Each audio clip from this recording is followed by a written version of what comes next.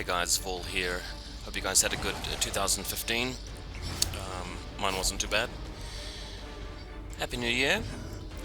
Now, I've been playing some Darkest Dungeon still.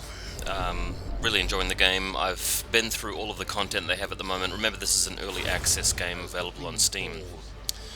A while ago, a new expansion came out for it, a new content update called Inhuman Bondage that features the Abomination character that you can see at the front of the party here.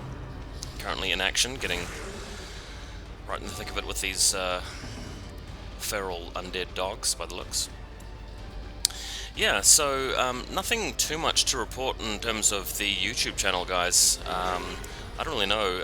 I've been playing in the occasional, game of War Machine and Hordes, but I've really sort of lost a lot of momentum with the game. I mean, I've played so many hundreds and hundreds of games for it. I mean, the other day I was actually checking out the Image Shack page that I used to use for blog purposes and so forth, and forum links.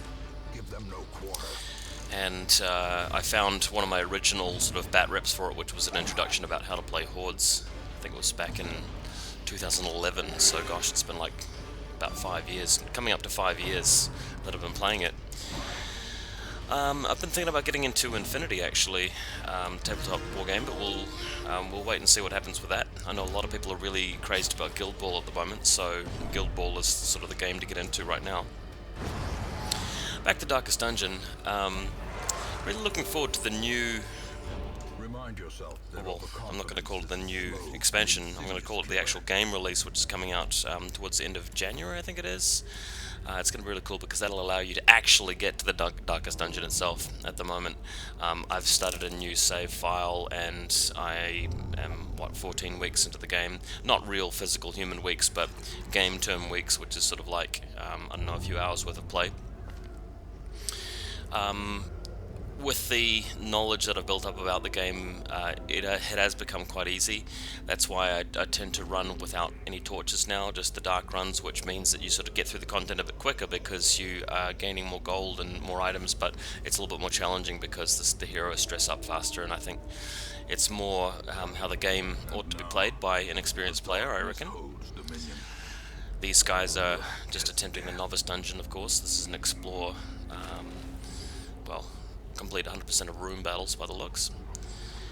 But yeah, really enjoyed the new Abomination class.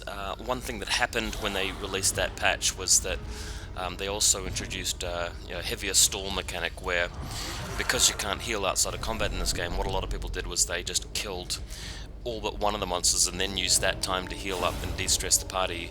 And it was a bit of a game-breaking move, and in some ways still is. So the designers of Darkest Dungeon temporarily implemented these changes to make it really brutal, but that had too much of an effect. So when you are legitimately trying to get your way through the fight, sometimes the stall mechanics would kick in when intuitively they wouldn't, they shouldn't supposed to. So that got rolled back after a lot of forum whining.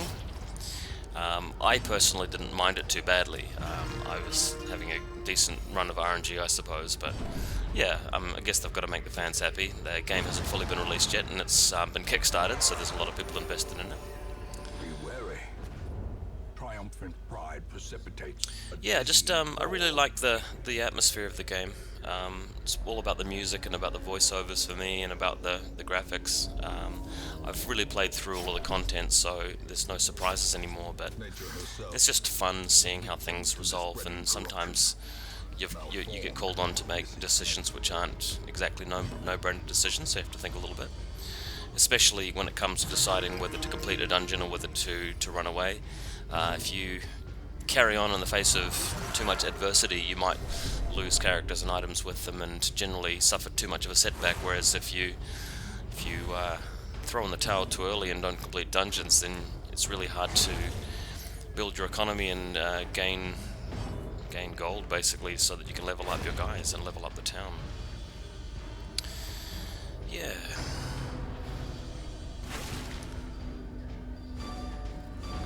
The other thing I've been doing recently is obviously still working on my fantasy novel. That's obviously a very slow project. It's going to take quite a lot of time to work my way through, but I did a little bit of fan fiction for Darkest Dungeon as well. If you guys check out my blog, I'll link it in the video description. It's just under my name. It's more for creative writing than anything, but I did put a little bit of a fanfic out for Darkest Dungeon. I'm not too sure if I'll spend a lot of time on it continuing it. It might just be the one-off episode, but yeah, if I come up with some strong ideas, I might start to continue it.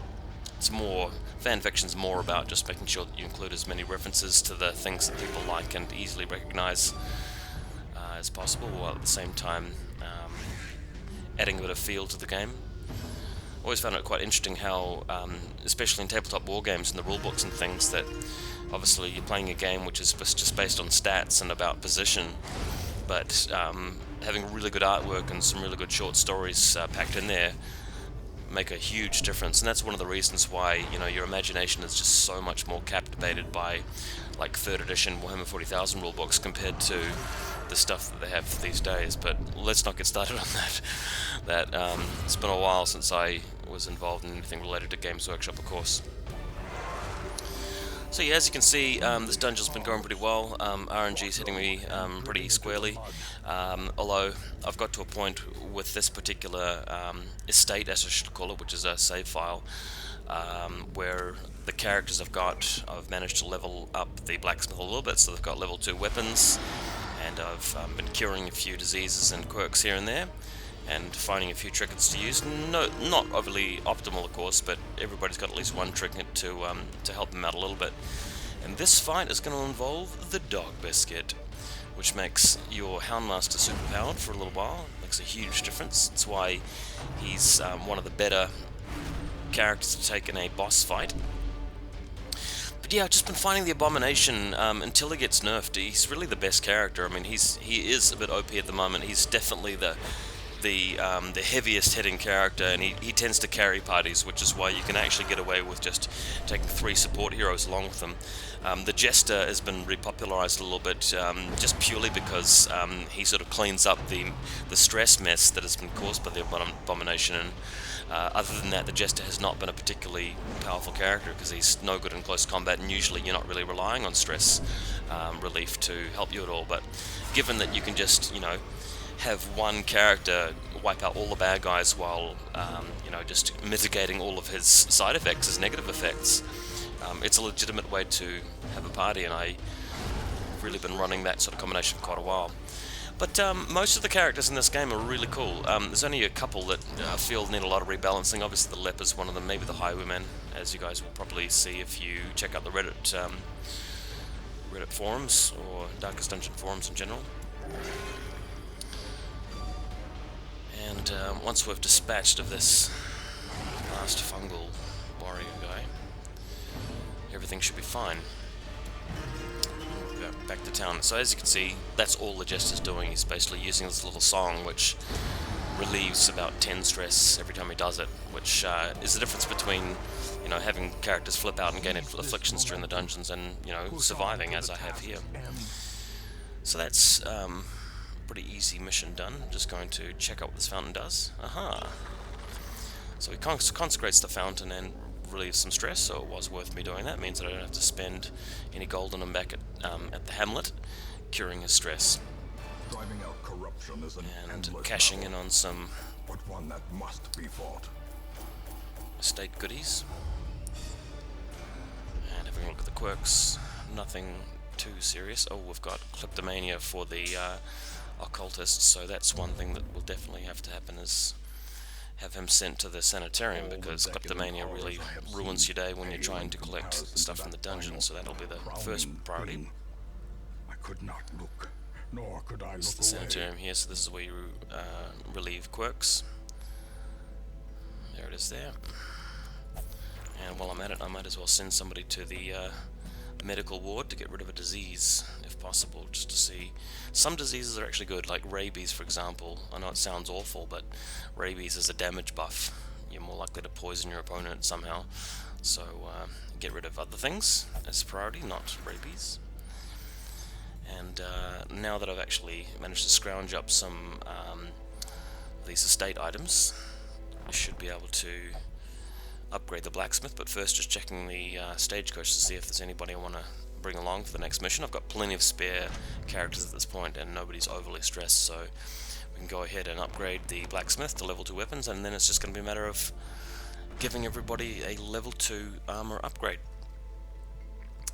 So I hope you guys still follow my YouTube page. I know I haven't been very active as a poster, but I might get into posting some more tabletop wargaming bat reps if I get into Infinity, or if I start playing War Machine. I feel like War Machine really could do with a 3rd edition, in my opinion. It's about time Mark III came around, because a lot of the games are feeling a bit predictable, a bit stale, and it's good that they're doing erratas and things, but a lot of people are sidetracked by Guild Ball now, and it's hard to get excited about War Machine at the moment, but hopefully things change, because it's a good game. It's a system I definitely recommend to people.